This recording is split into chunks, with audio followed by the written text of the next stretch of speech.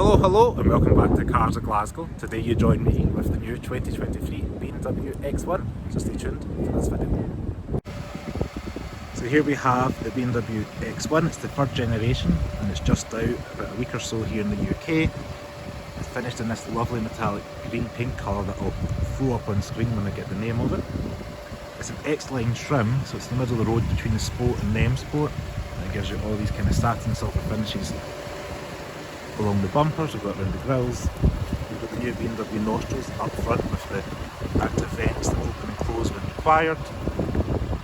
We've got the BMW LED headlights up front with a new iteration of the kind of halo headlight design. And around the wheel arch we've got this charcoal grey plastic that will help against corrosion if you buy it in 10-15 years time. Love the fact you get silver wing mirrors as well on the car, not colour coded, an Xline model. Move along the trim. In the Xline trim we do have the silver trim around the door, you can get rid of that if you want for the M Sport. Round the rear we've got a new taillight design, as you can see. Almost looks like an L or a claw. They're quite three-dimensional as well, you can get your fingers in there and see the design as well in the pattern. Little BMW Easter egg there. And overall in the car it does look fresh, more modern, and actually looks a little bit bigger than the outgoing model. This model, as I mentioned, is the 23i, which uses a 2-litre petrol engine that's turbocharged.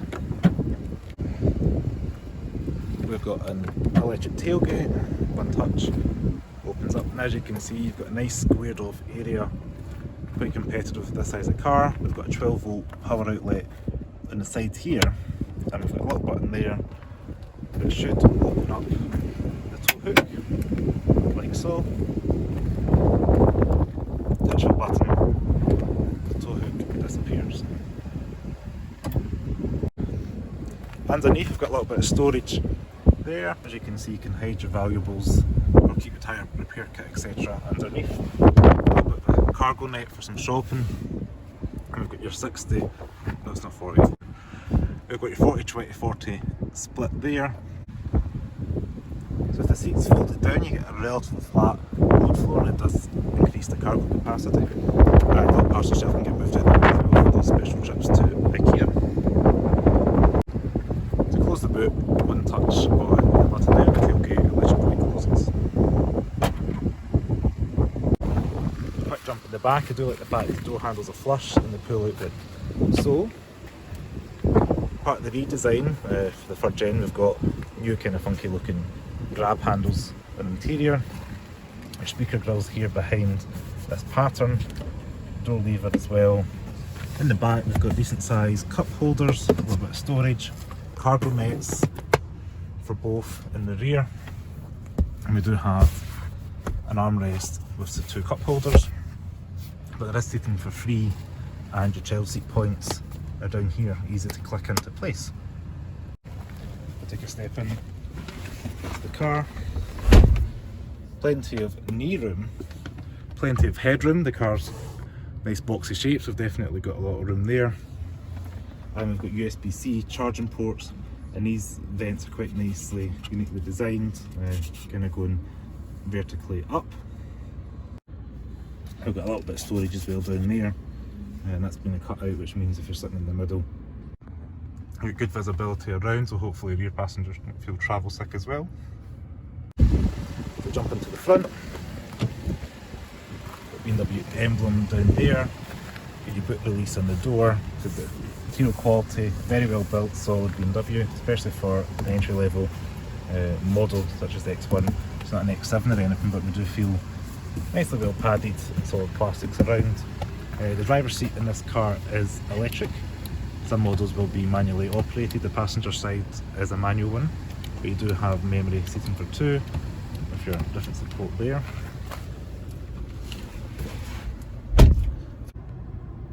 So up front you're going to see the big difference here is we've got the two screens that are integrated almost like one big solid unit. It is touch, so they've got away with the climate controls. The previous models you had them like a knob, you could just turn these buttons. Here you click climate menu, and you've got your heated seats that are 4-stage to very high. You can have dynamic, balanced, increase your fan speed, decrease it at a touch of a button. It's quite good that you've put that there so you're not digging through menus. There is quite a few things you have to dig through menu wise on the car.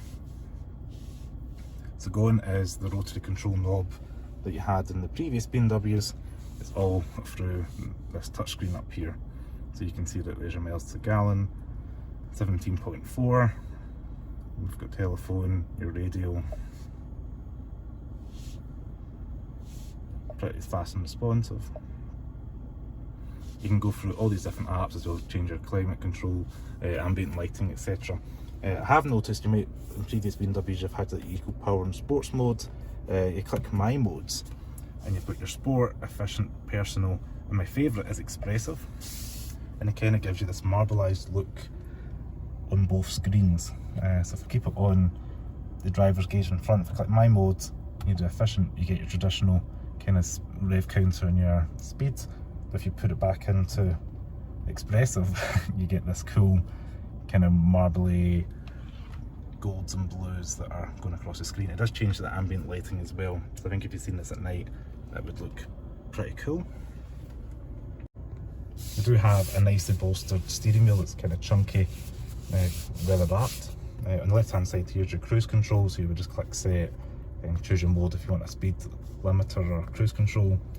On the right here is where you do your volume controls and your settings. So you would tap that and it changes what goes in that sensor display there, so you can have things like your map, your radio, etc. I quite like the fact you can have it on this mode with this little graphic.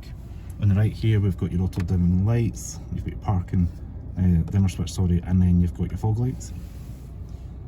If I move over to the centre stack, you've got your wireless charging. You can put your phone there and that clips in to hold the phone in place.